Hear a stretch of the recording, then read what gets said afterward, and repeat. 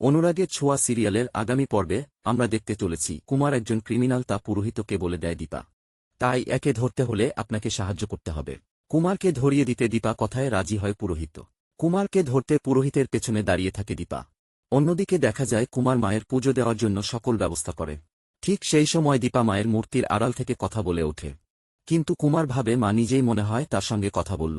তারপরেই দীপা মায়ের হাতের খাড়া নিয়ে কুমারের সামনে বেরিয়ে আসে। অন্য দিক থেকে সূর্যও সেখানে হাজির হয়। সূর্য দীপা এক হয়ে কুমারকে উচিত শিক্ষা দেয়। তোমার ভয় পেয়ে দীপার কাছে প্রাণ ভিক্ষা চায়, তবে কুমার থেমে থাকে না।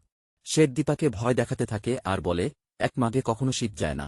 এই কথা শুনে সূর্য দীপা আরও রেগে গিয়ে কুমারকে প্রচণ্ড মারধর করতে করতে হসপিটালে নিয়ে যায়। ঠিক তখনই সেখানে পুলিশ চলে আসে।